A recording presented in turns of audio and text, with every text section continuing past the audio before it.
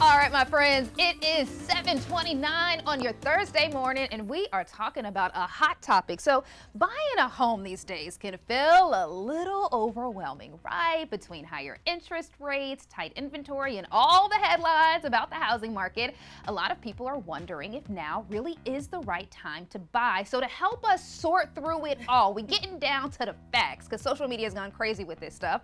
We've got Alana Grant, a local realtor, here with us this morning to share what buyers need to know and some tips for navigating this market. Good morning, Alana. Good morning. How are you? I'm doing well. Wonderful. Yes. Okay, so let's get into it. There have been so many different headlines. I've heard, now is the time. Now is not the time to buy a home. You'll never have a home. You need a home. Can you just help us figure out, like, where should we start? Is this a good time? Is it not a good time? It's just so much. It is a lot, which is why my first tip for buyers is always to contact a professional. Okay, so just like you said in the intro, like social media will have us thinking 10 different things at one time, and it's really hard for a truth and a lie to occupy the same space. So my recommendation is always to reach out to a trusted realtor. I like to recommend myself, but there are also lots of other good realtors out here who can connect you to the first step, which is getting pre-approved for a mortgage. And so we work with lenders, we've worked with lenders on both sides of the deals, and we know, who the best folks are to go that will get you to the closing table. Absolutely. Also, too, y'all, Alana just laid down a word. She said a truth and a lie can't exist in the same space. That's for home buying. That's for life. That's a word. Okay, so that is where you really need to start, is finding a trusted real estate agent. Okay, if I'm looking for a real estate agent, there are so many out there. Alana, how do you narrow it down? How do you find your real estate agent? I always start within your network. There are a lot of people who are out here that are licensed to do real estate. I like to go with folks that you see who are consistent in their business, and then folks who you have a relationship with, because buying a home is a big deal, and you want to work with someone who you trust, and building trust while you're also spending money is a very difficult relationship to navigate. Yeah. And so for the ease of the realtor, the ease of the client, I always recommend that you go with someone who is within your network and someone who you have consistently seen in your community. Absolutely. Well, Yes. we are spending tens Yes. of thousands, Yes. hundreds of thousands of dollars. We need to make sure that we have a trusted, reliable, reputable source. So I'm so grateful that you put that out there. Okay, also let's talk about credit. I know that also... I know that that's a word that just, it hits different for folks nowadays. Yes. But for people who are like, man, I don't have an 800 credit score, so does that mean I can't get a house? What does that process look like? So the second tip that I always give people is to fill out the application. You never know. I worked with, there are like tons of types of buyers. There's first-time home buyers, there's first-generation home buyers, there are second-time home buyers, and then there are people who buy, every 5 to 7 years. No matter what, I would always say, talk to the lender, fill out the application. They look for 3 primary things: your credit score. And no, they're not looking for an 800. It's great if you have it, but that's not what they're looking for. Normally a 620, some can even go down to a 580. The other thing that they're looking for is what's called a debt to income ratio. And so they're looking at your monthly income and your monthly debt. And they normally don't like to see you go above 45% of that, including your mortgage. And then they're looking for what we call cash to close.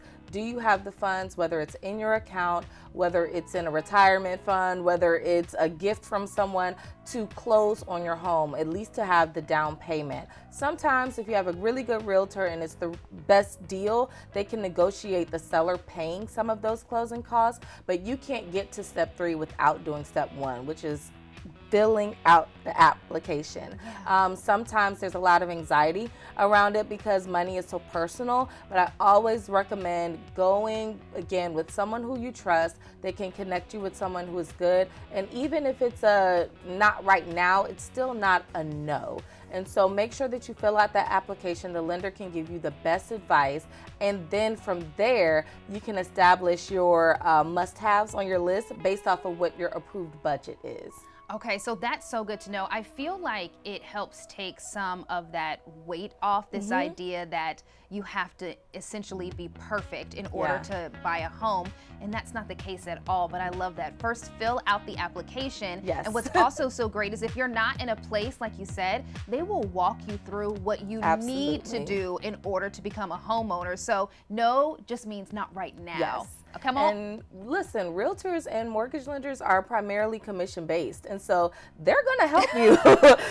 We don't get paid until the house sells. And so we're going to help you to make sure that, we're encouraging you to take these steps step by step so that you can ultimately get what I like to advise buyers to do, which is like this. This home isn't just a place for shelter, and it's not just a place for gathering for family or friends. It is an investment.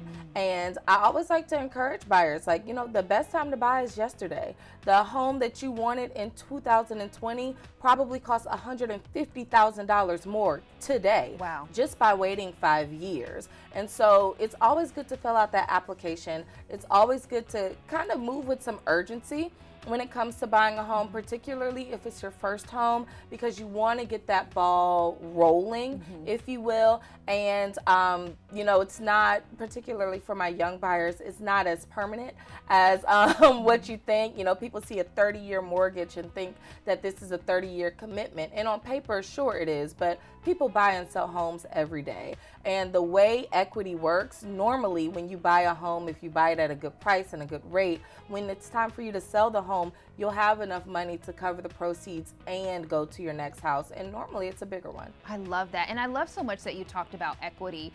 So for example, my parents just got a new home. I'm so proud of them. And when I was talking to my mom, she said, yes, this is great. We have a new home, but really I'm thinking this is something that I can leave you and your sister, right? Yes. And so whether you want to invest in real estate, this is an investment, whether you want to pass this down or you want to just create some of that equity because it's yours, it's always great to just fill out that application and see what can happen. Okay, so then I have to ask you this. Is there, what's the biggest challenge that you see home buyers facing right now or people who want to get in? It's twofold. One, it is inflation. Two, it is the anxiety around inflation. There is the actual condition of the market, and then there is the perception of the market. And right now, just between social media, inflation, all the things that are going on in the news, it's really hard to predict. And so I try to encourage buyers not to try to become a professional in the market or in real estate or anything like that, but to kind of make the best decision with the information that they have in front of them, which is normally, if I am renting, I'm paying somebody's mortgage and I need to get my own investment started. Just like you mentioned, people use homes to pass down for generational wealth.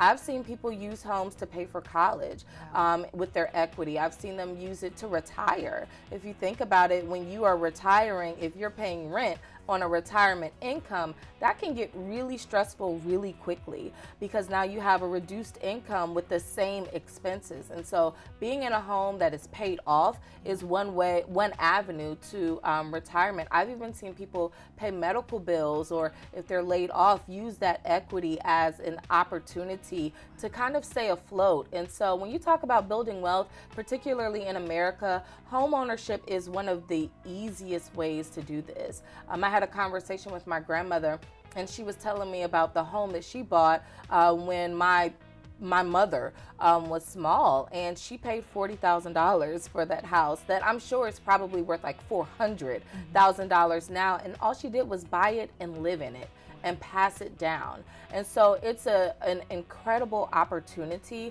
to build wealth, not just for yourself, but for the people coming behind you. And so I encourage people to think about it more in that sense than the sense of, oh, the interest rates aren't good right now. That conversation goes back and forth, but I'd like to remind people that when the interest rates plummet, the prices go up.